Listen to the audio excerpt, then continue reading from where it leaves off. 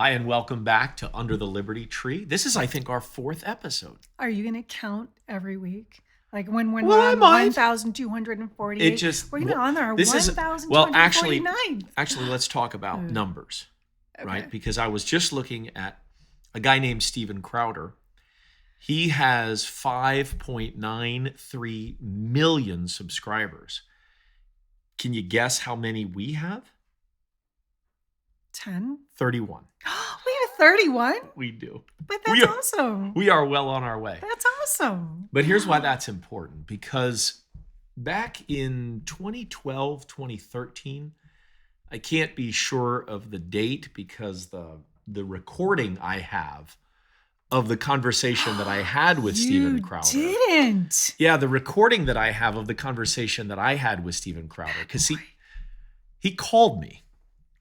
I remember. And he was a guest on my show, and he was an excellent guest. He's a very talented young man, and he has a lot of good things to say. And he called me. He swears too much. If I was his mama, I'd be mad. Well, at the time that he was on my show, he was more like a Fox News kind of consultant guest. Now he's a potty mouth. And now he has his own show. Well, had his own show. But at the time, he had come on my show a couple of times, and he called me.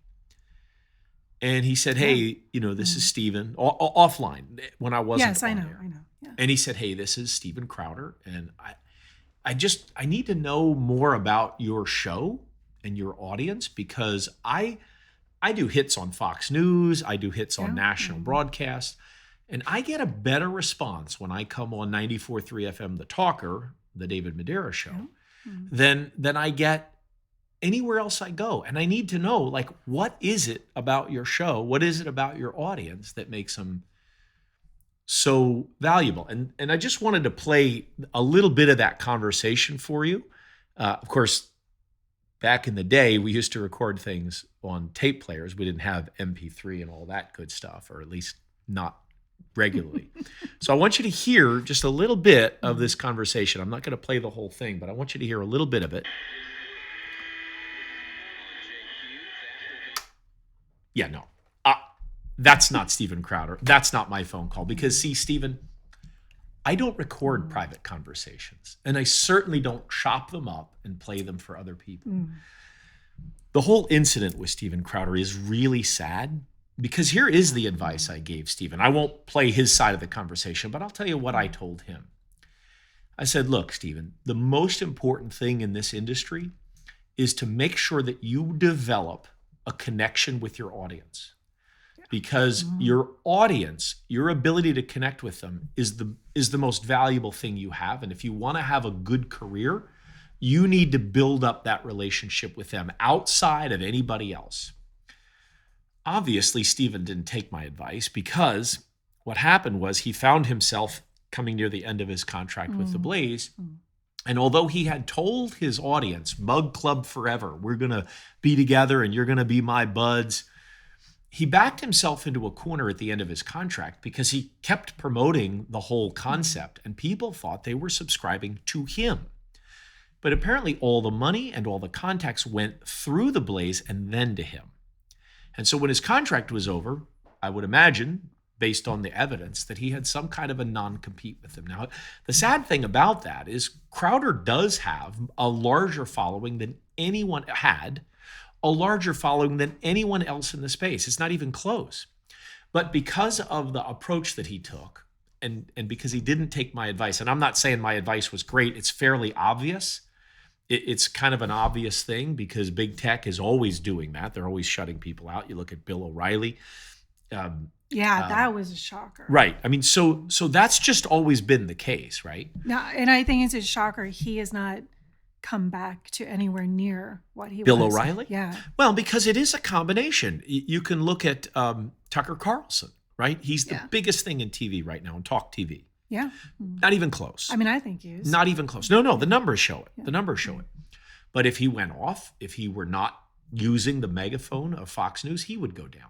And I don't mean he would disappear, because people have been able to build. But the problem, as I see it, is that he kept relying on other people for his connection. By the way, that's one of the reasons why we are broadcasting this on YouTube, but we are making our primary platform Gab, and we are asking you to go to Gab TV and subscribe there, because YouTube is going to ban this channel. And I don't mean they're going to ban it tomorrow. I'm not intentionally going to get banned, but we are simply going to continue to speak the truth. Thanks for including me. Yeah, we're simply going to continue to speak the truth, and the truth is no longer acceptable. No, they just canceled. They just gave Project Veritas what do they call it? A strike. A strike.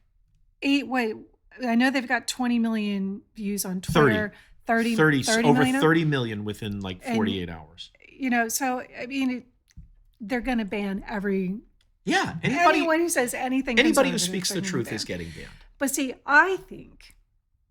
May I? Is it time for me to give my thoughts here on Steven Crowder? I know that you are the expert I'll think about on all things media, but wait, let me record this. I want to record this so I can play it back. Oh, we're already recording this. Never mind. Okay.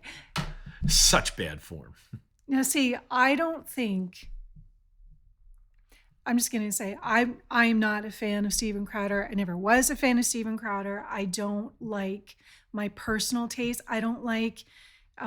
Especially people who espouse the fact that they're Christian and then go off on F word, and do things like walk down the street in your underwear and to make a point. It's not my cup of tea, and I don't think that is not. I'm just not going to listen to somebody who said, like, I don't listen to Joe Rogan for the same reason, although I think he's doing a great job. I don't like listening to potty mouths. It's not because I don't want that in my head all the time. Absolutely. Right? But I don't think that Crowder has necessarily done anything. And again, this is just my opinion. I don't think he's done anything nearly as important when we're talking about moving a conservative ideology forward. I think all he's done is give a platform to people who just want to vent. I don't think, and just be like, that's what I think. You go get him, Crowder. Because he's an entertainer. He was a comedian. He was a child actor. I think that's all he is. I don't think because when you compare him to, we were talking about Tucker Carlson. Tucker is doing really important things, and I can't believe he's still on the air, to be honest. But Michael, I like Michael Knowles a lot because he's Daily Wire. He's measured, he's logical, he doesn't swear. Like, I appreciate that because it's about thought. And I just don't think, and maybe that was why the Blaze let him go, because he's just not, I don't know, maybe he's not even that nice to work with. But who knows, right? It's just unknowable. But by the way, speaking of Michael Knowles, he has 1.17 million subscribers, just to give you a comparison. So he's 1/4 where Steven Crowder's at in terms of subscribers, and his videos don't get anywhere near the number of plays. But I haven't gotten to my point yet. Sorry, go ahead. Sorry, that it takes me time to build up my argument with you, and so. But my point to that is, I think that my thoughts of him all this time, all these years he's just not my cup of tea. Mm-hmm. Is that I think what happened this week reflects his character. That he would record his friend without his knowledge and then use it like, oh, here's my recording. Like, I just think that is atrocious character. Yeah. And I think that just reflects his style. I don't think he's a person of character. I think he would do whatever he had to do and I think that's what he is doing. I think he's using the Daily Wire. Yeah. He's throwing his friends on the bus so that he can build his new website, Stop Big Con. And I think that reflects all that I've thought of him all these years. I think he has no character. And I think there's going to be consequences for that. I think that, first of all, if I had a national network of stations and I took a phone call from Steven Crowder, I would talk like I was on the air. because I probably Yeah. am, right? Because he's already proven I mean, who that would not trust him? Who's that going to not trust only him? right, not only will he record you without telling you, but he will play Yes. selective parts of what it is if it serves his purpose. Who- Now, his point about some of the problematic issues related to using YouTube and other platforms Yeah, he had a good point. He did have some good was points to that. fair. Yeah. But the problem is you don't go into someone else's successful business, and the Daily Wire, by any measure, is a successful business. Yeah. And a very different model than most other. I would say very different model than Steven Crowder. No, I don't mean than Yeah. just Steven Crowder. I mean than the Blaze or almost anybody other than Yeah. Rush, because there's no big money donor behind the Daily Wire. The Daily Wire is a for-profit business. Rush used to talk about this on his show, was that the left would often say, well, we're going to recreate the Rush Limbaugh of the left, and it never worked. And Rush said, that's because I do an entertaining show that makes money. Yeah. And as a result of that, I control it. Me and my partners control it. So there is no secret money funding the thing. Well, Crowder has always done that. He's always worked for corporations that are not for profit. Big Daddy came in and funded that him. that are funded. Well, not his daddy, but right. And that Sugar Daddy. and Well, that's right. And that's part of his problem. And that's what I told him. That was the heart of the story was, listen, as you build your audience, keep an eye on your ability when somebody tries to shut you out. Keep an eye on your ability to do that. And had he followed that advice, and again, I'm not saying this because I'm all that. I'm just saying it's a fairly, thank you. I'm just saying it's a fairly obvious point that if you want to have a relationship with your audience, then have a relationship with your audience. Don't sign, a contract that binds you into that type of circumstance. And I also think it's just terribly sad because while I agree with you that as far as having an impact, like the Daily Wire with a number of the programs they've put out and the investigative reporting they're doing, they've had a measurable, Amazing. They've been an amazing. identifiable impact on a number of things in politics, real substantive things like the governor That's of what Virginia. I'm talking about. Substance. And the effect, the long tail effect of getting the governor of Virginia race turned around because that Youngkin was did. not going to win. They did that. Yeah. Yeah, they but did that. the long tail effect is that our governor, Ron DeSantis from Florida, has the courage, and I'm not saying he didn't already, because he's always been a courageous guy, but he now has the courage to know, okay, there's an outlet that will not box me in. I'm not stuck in kind of a echo chamber of the left. And so he's got more courage. You see Kristi Noem, am I saying that right? Yeah. I always say her name wrong. Yeah, I think the Garden Gnome. Up in South Dakota, who is a lot more courageous now than she was. Because she has to be. Because she has to be. Conservatives have moved her. And I think there's to a the right. place for a kind of a rambunctious Steven Crowder. I'm not against it, but he's done so much harm to his own reputation by this. And this is why character matters. Do you think he did anything to fix any of that on his interview with Tim Pool? No, he did not. He did not. I don't either. I think he did dug there, himself down And there further. is an important life lesson in that. It's always easy to find what the other person did wrong. I was just talking to a colleague about this yesterday. It had nothing to do with this at all. But I was just talking about our human tendency to want to blame other people and not take responsibility. Yeah, we do. Yeah. And it's a character flaw, as you pointed out, because not only does it expose our weakness, but it cuts us off from other people. Because one of the things that we all know is that we all have failings, but the person Some of us do. But the person who can't admit their failings, like Crowder could have done a much better job if after he did the first video, he came out or went on Tim Pool and said, I've been wrong about this. I know that I'm right about the business model, but it was wrong of me to record Jeremy Boring. Yeah. It was wrong of me to attack the Daily Wire. I disagree with their strategy, but I love and respect the work they're doing. I think their heart's in the right place. All of this could have gone away. But the fact that he dug in and dug in and dug in and just kept saying, I have the way, I know the way. Well, if you know the way, Stephen, I know you're not watching this, but if you know the way, just do it. Like, don't tell the Daily Wire what they should do. You don't go into someone else's house uninvited and then tell them what they should do right. And then when they don't do it, go out with secret recordings. Like, that's just dumb. So you were in media for a long time, but you've been in I was. marketing for a long time. Yeah. Is Daily Wire They're doing it right. the new model? I don't know that they're the new model, but they are a new model.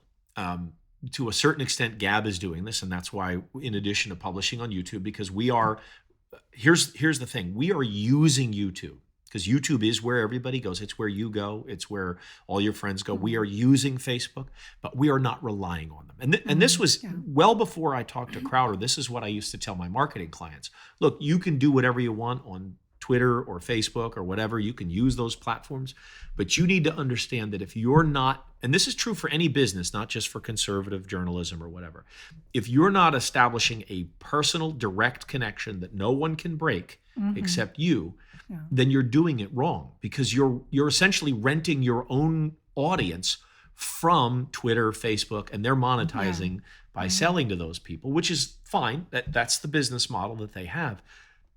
But if you don't make and you know this, if you go, you see an ad, right, on Facebook and you click on it and they say, if you give us your email address, this is where this mindset comes from. If you give us your email address, we'll give you 10% off your first purchase.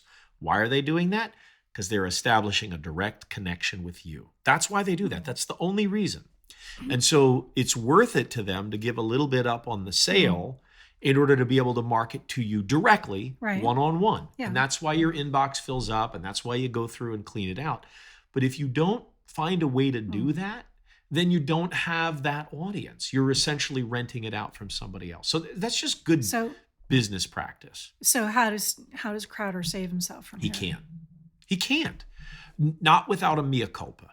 Not without coming clean and admitting that he did wrong. I don't see how he can. I'm not saying he won't have an audience. He will. No, he's always going to have an audience, because he's found his niche. That's right. That's right. And it's a big niche. And they'll be loyal, and they'll stay with him. But he won't be able to partner with or promote. Now, Tim Pool had him on because Tim Pool was doing the same thing. Right? And Tim even mentioned this in their live stream when Tim Pool had Steven Crowder on last week. He mentioned in the live stream, we've got, 400,000 more views in this stream than we had last week. Well, of course, because you can always throw gasoline on the fire and it burns bright, but then it burns out. Yeah, because I watched that interview too. And he was saying this is the second highest rating we've ever had. But it wasn't just his viewers, and it wasn't just Crowder's viewers. It was also Daily Wire viewers. It was you. You've never watched Tim Pool. No. Well, occasionally I watch him. You'll watch snippets, but you won't watch a whole show. No, he aggravates me because he's way too libertarian for my taste. It gets goofy stuff. But I don't think, but he had a lot of Daily Wire people watching too to see how he was going to dig himself out of that or justify himself, which I don't think he did. Right. No, not at all. In fact, so many of the things that he said were obviously contradictory to correct. Things he said 5 minutes ago. Yeah. And because, I was calling you as I was watching, I was like, oh, I can't believe he said this. I can't believe he said that. That's so wrong. Because the problem was he was criticizing the part of the contract that said, well, if you get kicked off of YouTube, then the partnership means that you're going to pay and we're going to pay. We're going to lose some because we're investing money and you're going to lose some money. And he's like, no, you should take all the hit and I should take none. And he continued to hold that position even after it was exposed, which is crazy. Like if I go to work, and I think this is part of the problem. Steven Crowder is probably an Enneagram 4. That's of the devil. So he's a creator, right? He's a creative guy. And he is. He's very clever. He's very creative. And there's an independent streak among 4s that make it very difficult for them to work. They're the artists. They're the avant-garde folks.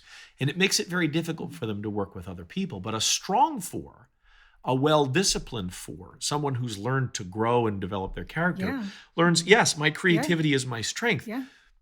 But it's also my weakness, and I have to be careful about that. Yeah. That's why I like the Enneagram, because it helps you. It certainly helped me as a competitor, as a 3, because I'm very competitive, and I have had to learn through that. yes, that makes me really, really good Mhm. at whatever I try to do. Yeah. But it's not good to be so good that you do it at the We're gonna expense have to of other talk about people. that sometime because The that's one Enneagram? of those things that gets me on my soapbox. I know. Because every Christian podcaster now has an episode. It's of the devil. But psychology is okay.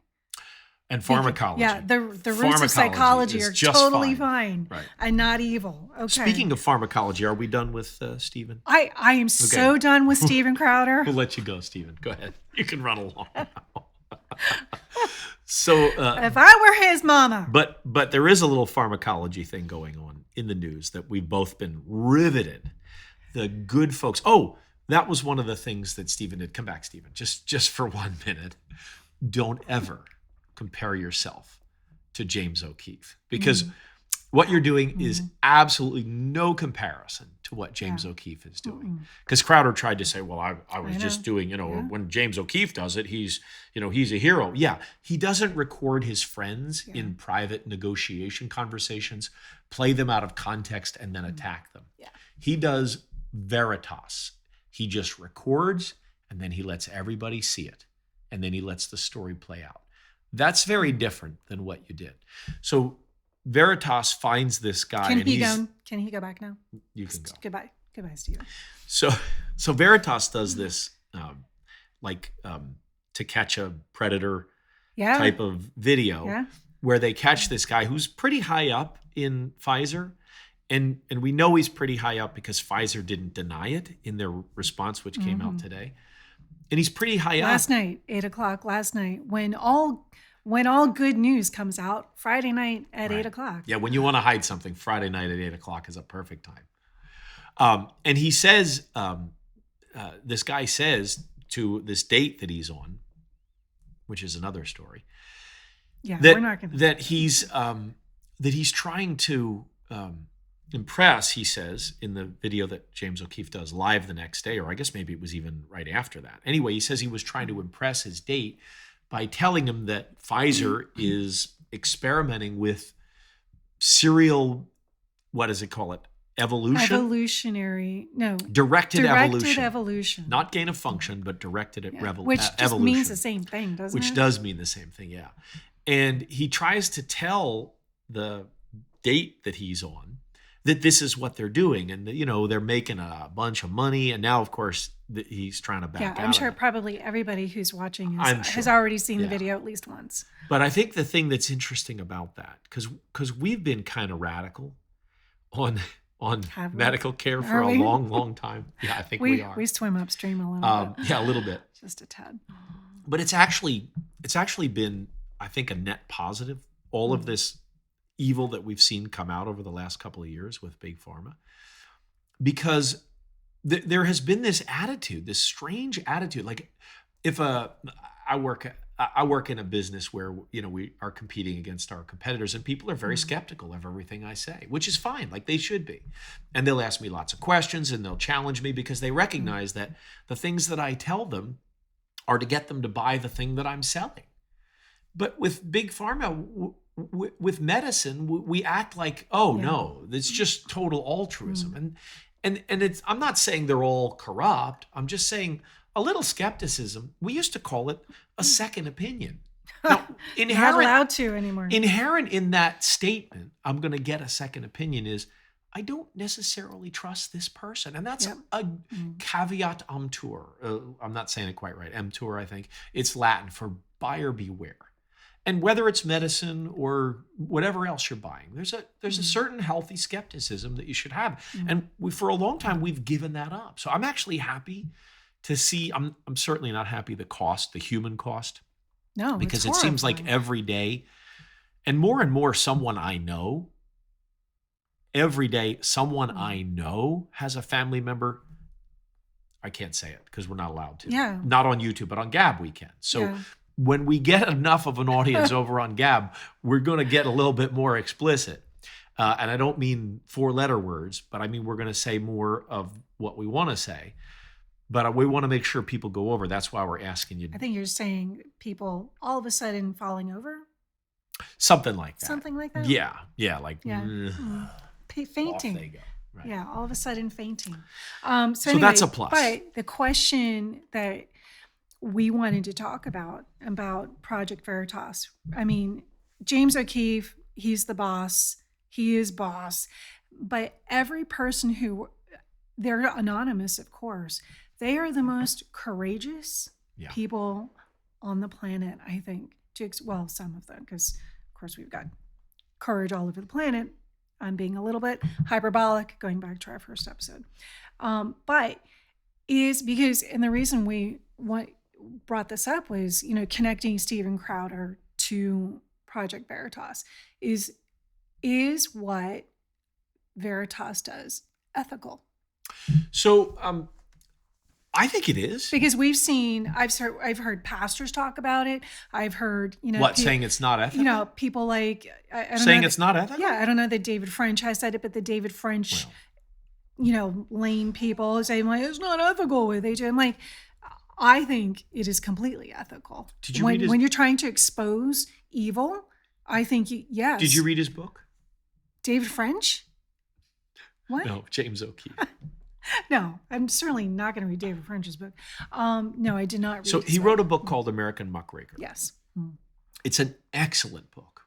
And he does a really in-depth job of looking at the history of muckraking, of digging up things that people want to hide. And he says very simply, that someone who is evil or is trying to do evil things is not, if you put a microphone in their face, they're not going to tell you, yeah, I'm actually like, I know this is really awful, but I'm doing it because I want to make money. How many times have we put a microphone in front of Fauci and they're not, they don't tell the truth. Right. They're not going to do it. Like, that's just silly. Yeah. Right. That's why, I don't remember whether it was ABC or CBS or whatever did To Catch a Predator, right? Is they would set it up so that there was a surprise moment where that person was confronted. And that's what O'Keefe did with this, I guess he's a Harvard medical doctor. That guy, right? Does he go to Harvard or something? Was he Yale? Harvard, Yale. I mean, it's not like, one of those not Ivy like League. nothing. No, Yeah. he's Ivy League. And in O'Keefe's book, he goes into the history of this. And that's the way media in general used to be. Like, they believed that it was to shine the light on the powerful and expose them. And they've gotten so comfortable. That's another thing that we have to be, and I think we're there. I think people are really skeptical. If you look at the ratings of CNN and MSNBC, and even to an extent for a while, Fox News, when they kind of went down that path, you see the ratings plummet because people realize they're being sold a bill of goods, that they're not being told the truth. So I think that's good. And I think that because once you watch the first video, then you the next day, O'Keefe loaded up the second video of O'Keefe confronting, because he has such courage. Like, he just calmly walks over to the person. They just surreptitiously video recorded, videoed, and he just goes ballistic, right? And it just, we're at the age in our culture where, watching these videos over and over and over again, and these people in very important positions. When I was thinking about Sam Brinton, right? That guy who's guy, right? He was a man stealing, the head of, in charge of disposing of radioactive material for our country, right? And what kind of people are being hired for these kinds of positions? And you think there's no regard for character anymore. I mean, it seems like character seems to be the theme of the show today. Yeah. But we're talking about a guy who is I'm sure they have many heads in Pfizer, but he is in the upper echelon. There's hundreds of thousands of people, I think, that work there. But you're talking about, seems to be that if you're going to hire somebody who first thing he says was, I'm a legitimate liar. I'm a liar, man. I lied. The whole thing was a lie. Yeah, sure it was. How do you not have, if you're hiring someone, how do you not have enough radar to say, I think there's something fishy about this guy. I'm not going to hire him. I think we've thrown out all, there's no regard anymore for assessing someone's character when you're hiring them for a very heady position. No, because it's, unfortunately, the the hires are ideological. Yeah, exactly. It's That was just where I was it's going. just about who will go along with whatever the agenda that I have is. And you have to be discerning. You gotta ask, why is this person in this But position? the first Why thing are- he said was, "I'm a liar." Like, that's my defense. I'm a liar. By the way, that technique of releasing something and then releasing something the next day, that's an old Andrew Breitbart technique, Yes. the founder of Breitbart. Yeah. And we had a chance to meet. Were you with me when I met him? No. No. No, I had I a wasn't chance to there. meet him once, a really interesting character. I guess it's been 10 years. He was interesting. Yeah, He he was a very interesting. interesting guy. Yeah. But no, I think it's not only ethical. I think there's a moral imperative, and that's what in the Twitter Spaces. That's what James O'Keefe was saying, because he was being chastised by one of the Weinstein or both Weinstein brothers, saying, well, you're putting the whole movement at risk by doing this. And he said, look, you keep asking the question, what is my duty not to release this? I have to ask the question, knowing what I know. The guy said what he said. What is my obligation to release it? Like, what moral imperative drives the release of this information? Because people are injecting themselves with a medication or multiple medications multiple times, not knowing what this guy said. Now, maybe there's some logical explanation for it that isn't nefarious, but yeah. You have to let people know. If you're a journalist, if that's what you do, you have to let people know. And so, no, I think he's a hero. I always have. I loved having him on my show. Yes. I love everything that he's done. He's not perfect, but he has a very strict set of guidelines that he functions by, and he's doing the Lord's work. No question about it. Yeah, he is. In my mind. He's great. So I can't wait By to the see way, how that. one little keeps playing out. note. Do you remember a while back in January of 2022 when there was a truck full of monkeys Yes, I do. in Pennsylvania that Yes, I crashed, do. and these monkeys were running around? When I heard him say that, I immediately thought about that truck that Yeah. overturned Yeah. in Pennsylvania and a bunch of monkeys. In Montour and County. there was a person there, I think it was a woman who was either lived nearby, and she said, if I'm remembering the story right, she said those monkeys were supposed to be they were monkeys, Yeah. and she was told not to say that they were monkeys that Yeah. were released, Yeah. and one was lost in the woods or something, I think I remember. Yeah, it's funny. The difference the difference between a conspiracy theory and a accepted and proven fact is what, about 6 months now? Is that what we're at? Yeah, this iced coffee is so good. Okay, what else have we got? It's making me freezing. Okay, here's the big story I wanted to talk to you about this week.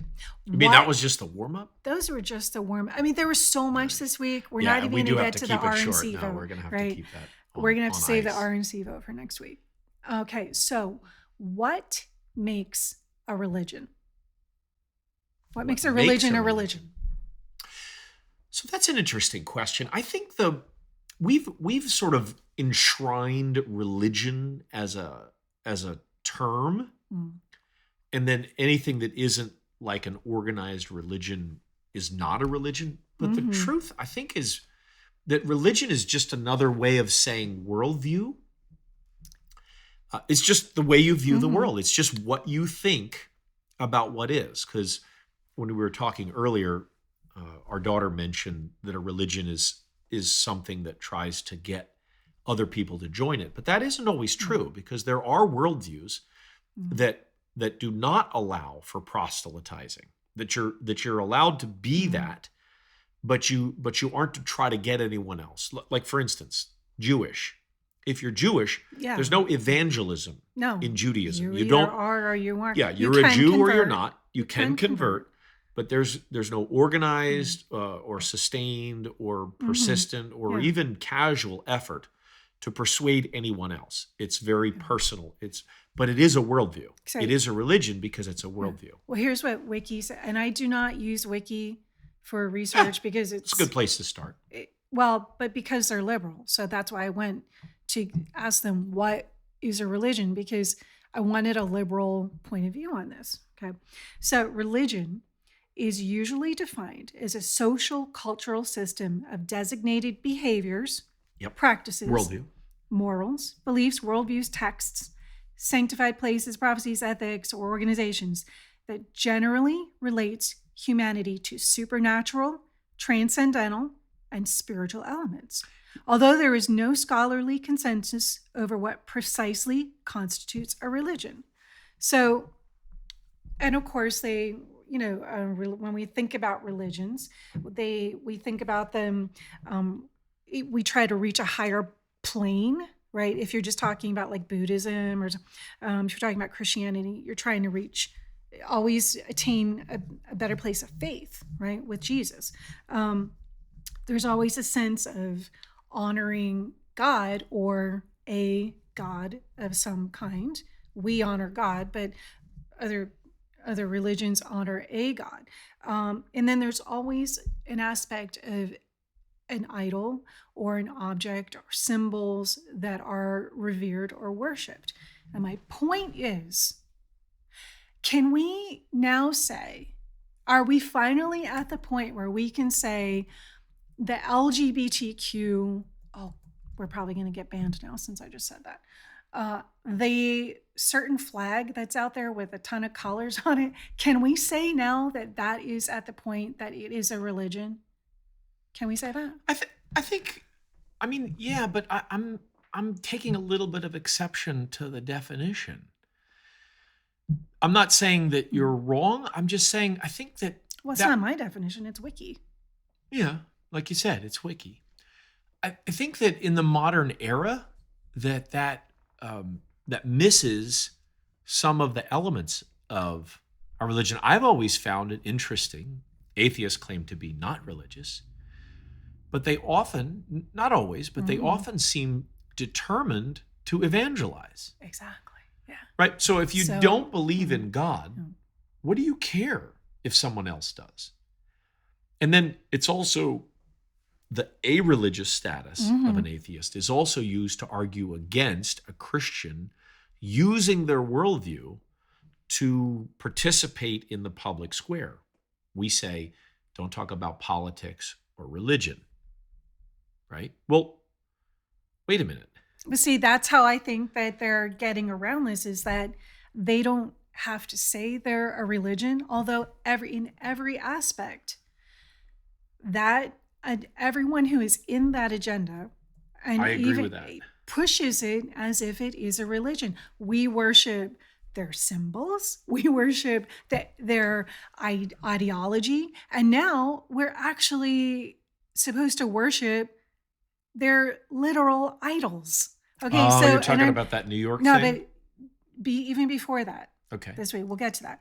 So here's just a few others that happened. Okay, so in 2015, in Detroit, there was an unveiling. You probably remember this. They unveiled the statue of Baphomet. It's the goat with half goat, half human with wings statue in Detroit. Oh, it's a horrifying statue. And a little boy and a little girl are looking up at Baphomet, which is Satan. Is in Detroit? Yeah, it's B-A-P. Do I need to spell it for you? No, I got it. Google spelled it. You can't spell. So that was unveiled in 2015. And here's how it was described in the news. The local news said, because wow. Yeah, isn't it They're like worshiping it. It's horrifying. So the local news said, because they were hoping to have every satanic worshiper there for the unveiling of Baphomet. And the local news reported it as, it was really a cross between a rave and a Halloween party. Just a bunch of fun, like just fun. Okay, so that was 2015. Then we come to 2016.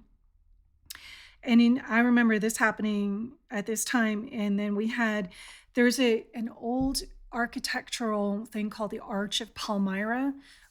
That's in modern day Syria. And it was the entranceway to the temple of Baal. And so what they did was they reconstructed this with 3D printing, and they're touring it all over the world. It's the entrance to the temple of Baal. And so they took it to New York, and then in 2018, they took it to Washington, D.C. Interestingly enough, they erected it the day before Christina Blasey Ford, Blasey Ford. Listen, Rush is stuck in my head. All right, Rush will forever be stuck in my head. The day before she testified. I'm sorry. See, My mother watches Rush this. Limbaugh is just My in mother my head. watches this. Okay. The day before she testified at the Kavanaugh hearings, this temple of Baal Wow. was erected outside. Baal? Is that a 2-syllable or 1-syllable? Is Well, it Baal? I would say Baal. Actually, it's a longer version, but Okay. it was the Syrian Palmyran Yeah. Baal worship. So now we get to this week when this. I thought, before we unveil that one too, I'm sure lots of people saw it, but wouldn't you say, I kind of think this, but would you say that really ugly sculpture that was supposed to be dedicated to Martin Luther King Jr., like, resembles more of an idol than That was an strange. actual. That was so strange. I mean, modern art is just weird now That to was begin. so Like, it's strange. just ugly, but it almost had the feel of being, even before we worked on the story, I thought it had the feel of just being a really strange object of worship and idol. It wasn't something dedicated So- of beauty. So yeah, so what is this like? What does this all mean to you? Like, what are you thinking? It's a religion. These are icons. These are things that we are. So look, they're taking down old statues. This statue that was erected at the New York City courthouse. I'm sure you've all seen it by now. If you haven't, just Google. Well, we'll have a link in the show notes. Yeah. We'll link to all these stories. Anything you mention is linked in the show notes. And eventually we are going to put like screens up. You're the tech guy, so I hate to leave that. So ignorance let's because just talk about I that for don't a know second, how to because do the tech guy's very lazy. He doesn't Tech want to guy's work. very busy. Tech guy is he very keeps busy. complaining about his paycheck. Every time I ask him to do something, he wants nothing to do with it because he says I don't get paid enough for this. I'm just saying, maybe someday we'll have that. I'm working on it, but if you we're were not there going yet. to, okay, so if you're going to do a beautiful tribute to Martin Luther King Jr., right? You don't do what was unveiled. Without a head. Without a head. Who Weird. makes a statue of a person And you if want to you're honor going- without a head? And if you're going to honor Ruth Bader Ginsburg, is this what you come up with to honor a deceased Supreme Court justice? Like, That's what this is supposed to be? that is it. Yes, it's a tribute to Ruth Bader Ginsburg. Do you see her that lace? Yeah. Oh, A that's shawl what a that- a female That's justice what she wears. always wore. She always wore a lace. I That's forget what they call right. it. Her lace shawl. Yeah, judicial lace apron. That's so, right. But the rest of it looks like, like. And there's no arms. Those weird tentacle things are supposed to be her arms. I know, but they're not arms. And Like her I've seen a ram's lot of horns, people. I've seen a lot of people. Those aren't arms. Does that remind you at all of Ruth Bader Ginsburg? No. How- Like if you gave me 1 million guesses to say who does this remind you of, Ruth Bader Ginsburg would not be any one of those. No. And my point is, this is a religious icon, and it's an icon to abortion, which is really the artist's intention is to have this woman coming up out of a lotus flower, because for some reason lotus that's flowers, what feminism is all about. But this Is it though? Really? Is it? I don't think it is. we are literally seeing I'm just going to say the LGBTQ agenda. Okay, they're literally creating objects of worship. Yeah. and well, I no. think it's fair to say that because you gotta serve somebody. they're a religion, Because you gotta serve somebody. and they're trying to make us bow the knee And this is my point. to the golden idol. Yeah, and this is my point about saying that that there's no difference between a religion and an anti-religion, because they are both worldviews, and you got to serve somebody. As Bob Dylan's saying, it may be the devil or it may be the Lord, Yeah. but you got to serve somebody, and that's why I think We're wired that way. and everybody has a worldview. And that's why I'm saying, what is the God that is word? It is self. Yeah, right? right. You read the book Rise of the Modern Self. Right? Is that what it's Rise called? and Triumph Rise of and the Modern Triumph of the Modern Self. Self, which Excellent book. he's a little woke in his other books. He is. Okay. He's a little woke in his other books. Okay. But it is true that it is self that is worship now. Self is God. Right. And that's what's being worshiped. And it's, your truth, live your truth, Right. well, you do your thing, I'll do my thing. But you're not allowed to do your thing. Because you got to serve somebody. You have to do their thing. Because you got to serve somebody. Because it's a religion. Yep. It's a religion. Anyway, I'm not bowing. I'm not bowing either. Don't bow. Are we done? Yeah. Don't bow. Okay. Don't bow. Thanks for joining us. We'll see you next week under the Liberty Tree.